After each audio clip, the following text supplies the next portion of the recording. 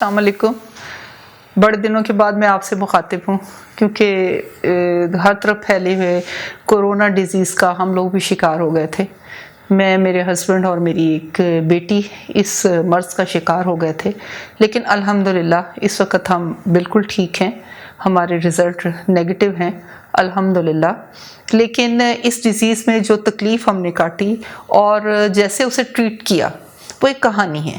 وہ کہانی سب کے لیے ہے اور سب کو سننی چاہیے تاکہ اس سے ایک سبق حاصل کر سکیں، اور کرونا جیسی مہلک مرض کو آپ کس طرح ٹریٹ کر سکتے ہیں اور کس طرح اس سے بچ سکتے ہیں۔ سب سے پہلی بات تو یہ ہے کہ اللہ کی مہربانی ہے کہ جو اس سے بچ جاتے ہیں، یہ رب تعالیٰ کی خاص مہربانی ہے، اس کی خاص رحمت ہے۔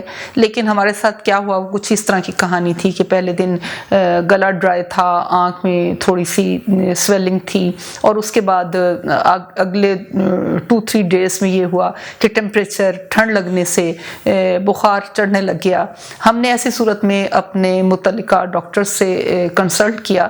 وہ ڈاکٹرز میری کزن اور ایک میری سسٹر تھیں، خاص طور پہ ڈاکٹر تسلیم صاحبہ کی میں تہہ دل سے شکر گزار ہوں جو ہمہ وقت ہمارے ساتھ رہیں۔ میں نے ان سے پوچھا کہ اب کیا جائے۔ 2 پیناڈول ہر 2 گھنٹے کے بعد، ایرینک فورڈ یا ایزومیکس، یہ وہ میڈیسن تھیں جو ہم لے رہے تھے۔ لیکن اس کے ساتھ ساتھ جو سب سے اہم بات یہ تھی کہ تیسرے یا چوتھے دن سانس کے رکنے کی تکلیف ہونے لگی، تو اس کے لیے ڈاکٹر صاحبہ کی ریکمنڈیشن پہ ہم نے سب سے پہلے ایک آکسی میٹر خریدا۔ آکسی میٹر کی قیمت 1200 سے 1500 کے درمیان ہے۔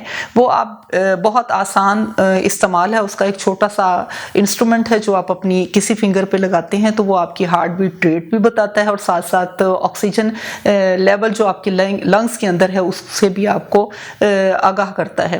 تو جیسے ہی میں نے ایک دن رات کو بہت زیادہ تکلیف محسوس ہوئی، ایسا لگا جیسے سانس رک رہا ہو، اور اس وقت مجھے اندازہ نہیں تھا کہ یہ آکسیجن لیول کم ہونے کی وجہ سے ہے۔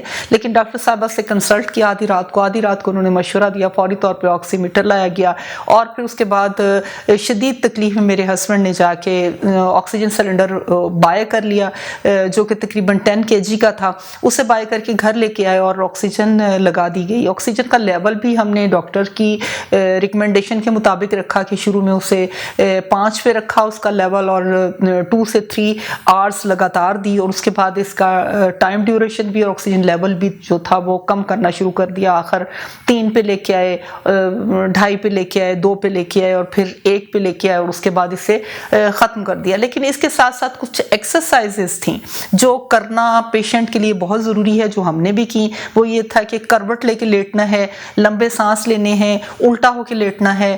آپ نے اپنی لنگس کو اس سچویشن میں لے کے آنا ہے کہ وہ کام کرنا شروع کر دیں۔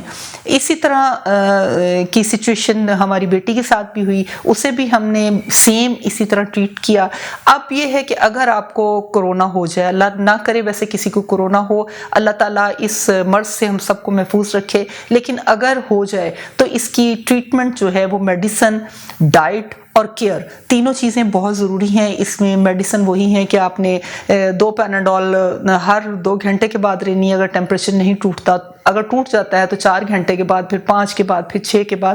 ان وقفوں کو آپ وقت کے ساتھ ساتھ یا دنوں کے ساتھ ساتھ آپ نے کم کرتے چلے جانا ہے۔ اس کے ساتھ کوئی اینٹی بائیوٹک جیسے ایزومیکس ہے، ایرینک فورٹ ہے، اسے آپ ساتھ ایڈ کر لیں، لیکن ان میڈیسن کے ساتھ کچھ ایڈیشنل میڈیسنز جیسے ملٹی وٹامنس ہیں، اور اسی طرح اسپیسیفک جسے ہم کہہ لیں کہ وٹامن سی ہے، اسے آپ ڈیلی بیسس پہ 1 ساشے یا 1 گولی ضرور لیں۔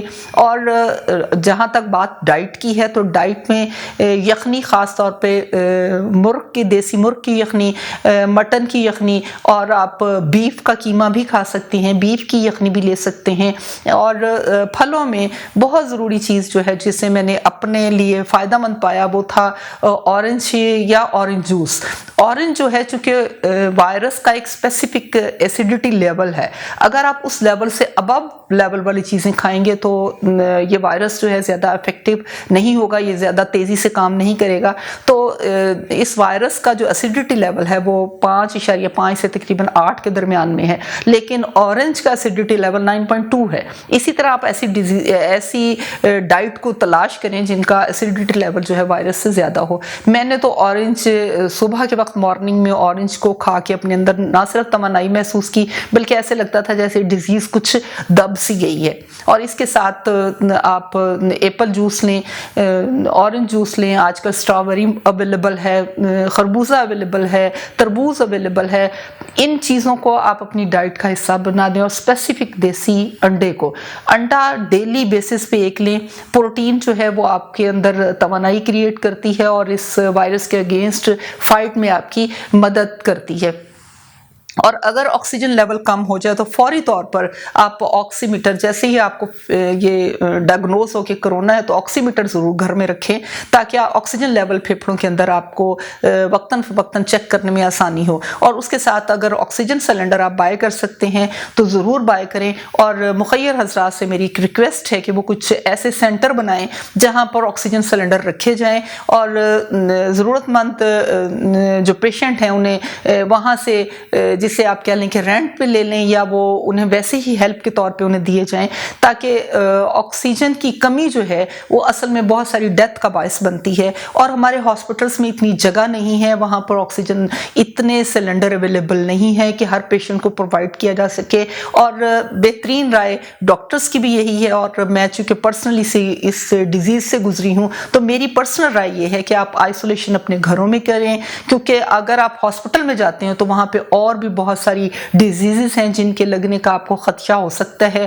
ہاسپٹلس میں جگہ کم ہے, خاص طور پہ سول ہاسپٹلس میں صفائی کا فقدان ہے, جگہیں کم ہیں, آپ کا عملہ جو ہے وہ دن رات بھاگا دوڑا پھر رہا ہے. اور سب سے اہم بات یہ ہے کہ آپ پریکاشنز جو گورنمنٹ کی طرف سے اور ہیلتھ آرگنائزیشن کی طرف سے کہی جا رہی ہیں ان پہ عمل کریں.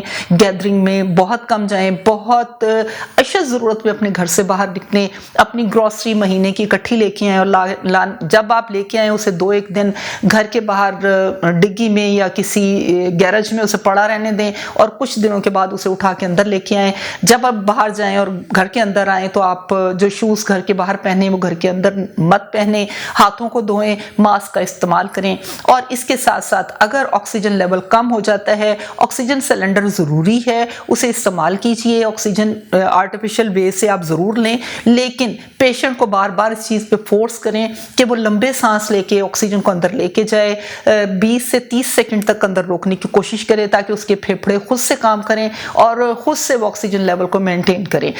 یہ وہ تمام پریکاشنز تھیں اور یہ وہ تمام باتیں تھیں جو مجھے اپنی ڈیزیز کے دوران مجھے پتہ چلی اور میں نے ان پہ عمل کر کے اس ڈیزیز سے نجات حاصل کی. اللہ تعالیٰ کی خاص مہربانی سے اس وقت ہم بالکل ٹھیک ہیں اور میری آپ سب کے لیے دعا ہے کہ رب تعالیٰ ہم سب کو, پوری کائنات کو, میرے تمام ملک کو, میرے تمام عزیز و اقارب سے اس مہلک مرض سے محفوظ رکھے.